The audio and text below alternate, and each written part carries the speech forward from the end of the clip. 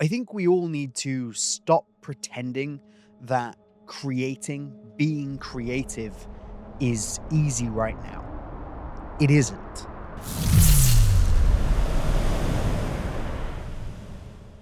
Every time you sit down to create, you have always had doubt, self doubt, right? That applies to all of us. But now you've got an algorithm that is designed to trivialize attention. You've got a constant news cycle that is there to basically incite low level panic and a constant feeling that what you're doing maybe isn't important, isn't having an impact because, well, all you have to do is look at that low level panic from the news cycle and you can see how much is going on in the world and start to consider, is your art, is your creativity worth it? Is it something that you should be doing? And I'm here to tell you that even with all that, especially with all that, your art and your creativity is more important than it's ever been before. But that's part of the trap, isn't it? This news cycle, the state of things, and the way that people want you to be. They want you to feel that guilt and to be passive. And that's the worst possible thing we can be, is to be passive and to not create, not pick up the pen, the camera, the pencil, the paintbrush, whatever it is, whatever your tools are. Now is the time to pick them up and to avoid being passive, because that is what people want. They want you to be passive, to be silent, not to create, because your voice is important, your voice is loud, and your creativity is needed. Everything is built for you to consume the chaos instead of interpreting that chaos and giving it your own meaning.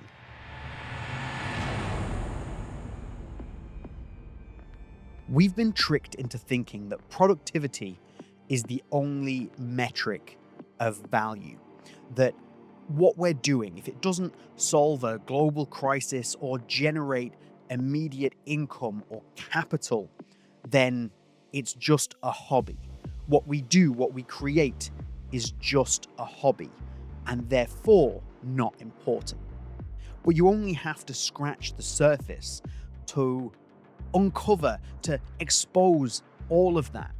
Productivity is a corporate metric. Your agency is a human one.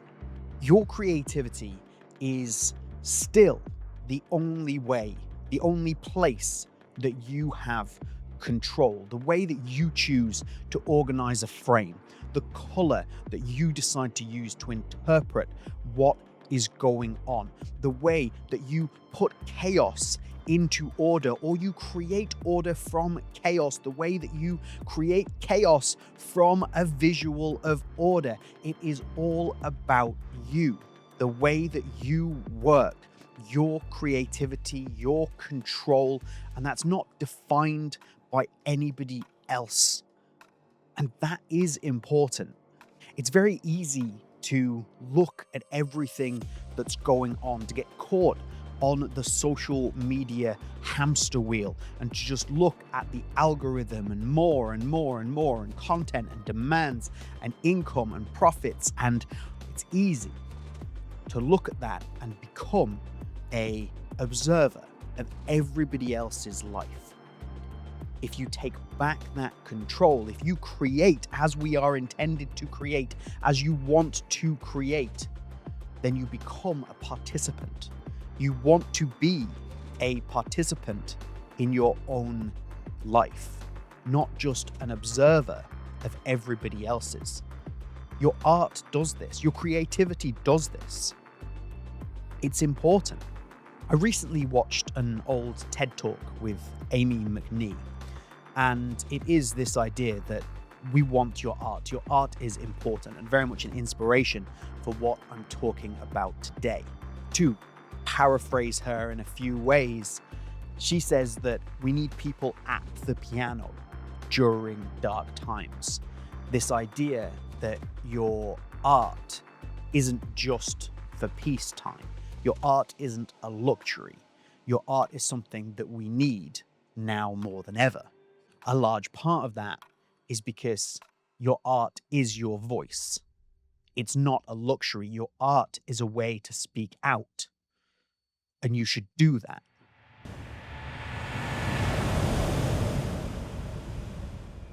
So, how do you win? Do we win? Is this about winning? Well, I think that you need to lower the stakes. You need to create firstly.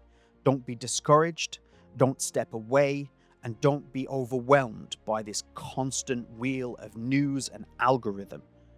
Simply create. This is a win.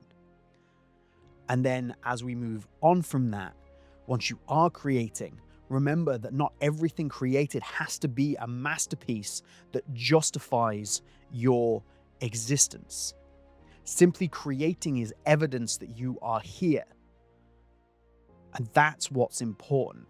Do what you need to do. Protect the quiet time, protect the downtime, protect the time for your thoughts. Because if you don't do it, if you don't protect it intensely, then it will get eaten up by notifications on your phone, by a constant, unending, unnerving news cycle. Protect your ability to think, protect your ability to create and your time to do that. Pick up your tools, whatever that is, whether it be a paintbrush, a pen, an iPad, whether it is a camera, it doesn't matter. Pick up your tools and use them.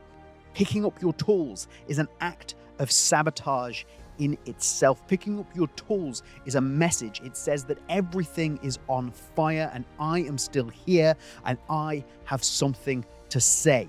That simple act of picking up your tools and creating. You don't need permission to create art. You don't need permission to create anything other than the fact that you are here, you are alive, and you have something or anything to say. Your creativity can come in any form that you want it to come in. We speak of artists and photographers, but if you are a person who feels your creativity through cooking, that is art. Continue to create your art. And speaking of permission, you don't need permission to take up space. Don't allow everybody else to take up your space. Take up space in the world. You have earned it. You don't even have to be good at what it is you do. You may want to be practicing. You may want to be just doing something you enjoy. You may just want to be creating. And this is all exactly what you should be doing. Don't ask for permission. Take up space and be yourself in whatever way that means for you, in whatever way makes sense for you.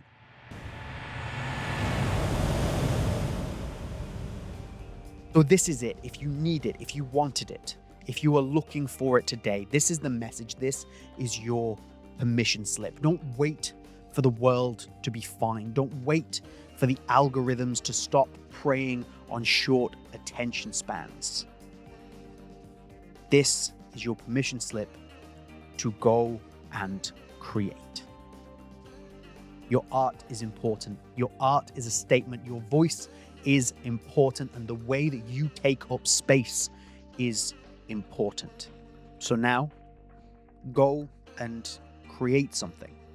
Not because it will save the world, but because it might save you.